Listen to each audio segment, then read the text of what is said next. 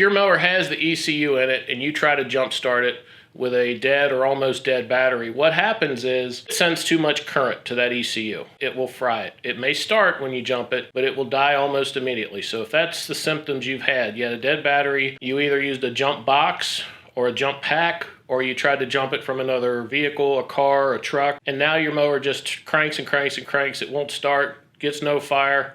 I'm going to show you how to fix that in this video. There's actually two reasons why you don't want to jump start these things. The main one is you will blow that ECU out, or electronic control unit. The other reason is these mowers have an electronic engaged blade. If you get it started, let's say you don't damage the ECU, you may do this 20 times, it runs fine, never hurts anything.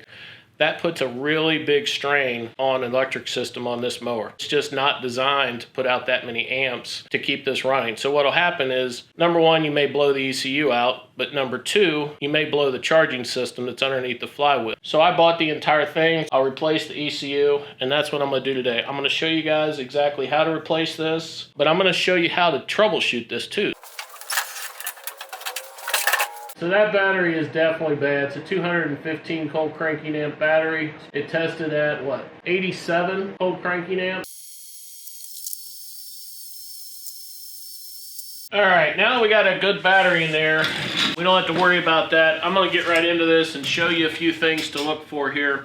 Now I did put an auxiliary microphone down here that I'm gonna show you something that you can listen for as your first clue on this.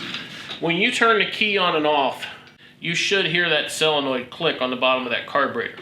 And there's nothing. You can feel it. You know, if you reach under there, you can put your hand on that, you can feel it clicking. That's your first clue that this is bad. Now, your second clue is, it obviously just cranks and cranks and cranks, but I'll show you how to bypass that too. This will get this to start with starting fluid. Come around the side here, and there's a black wire here that runs up to your coils. This is your kill wire. And if you disconnect this, that will basically bypass your kill wire. You need to realize that if you get this to start for any length of time, it's not going to be able to be shut off with the key switch. But as long as your solenoid is not working on your carburetor, it's only going to run as long as you're spraying starting fluid in it. All right, what I'll do is pull this air cleaner down there where I can put a little bit of starting fluid right in the carburetor.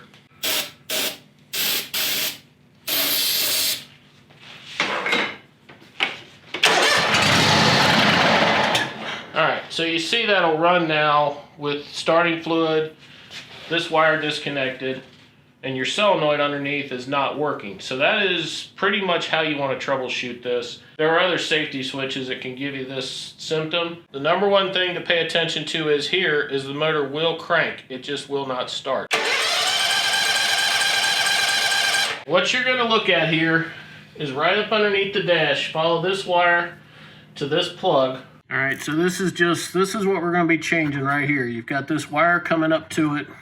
This 10mm bolt right there needs to come out.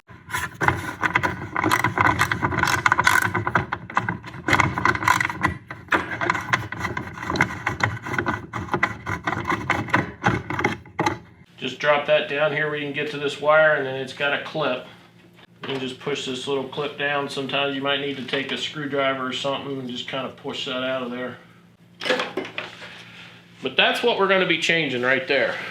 All right, and once you get your new one, you can test this out before you ever even put it all the way back in, but just go ahead and plug that in right there. Now, I don't know how long, well, I started it with starting fluid, but before that, I don't know how well the carburetor's been. Now, I've still got my microphone hooked up here. I'm going to show you something now.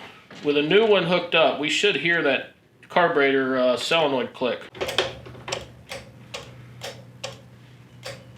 Should be able to hear that. I can hear it. Hopefully that microphone's picking that up. Put that back on. We'll go ahead and try to start this thing now and see if it works here.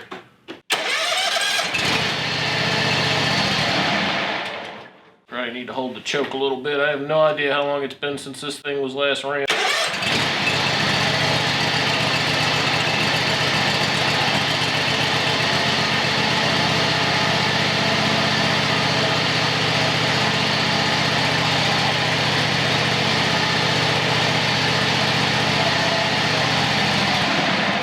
That's pretty much much all there is to changing that thing. We'll go ahead and get it mounted back up underneath the dash here. And then I think we're done with this one.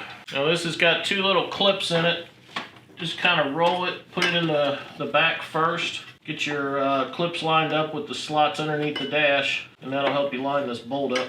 Not real hard to see under here, but we get those clips in the back, get your bolt in the hole, and just tighten her back down, and I think she's ready to roll. All right, but I think she's good to go.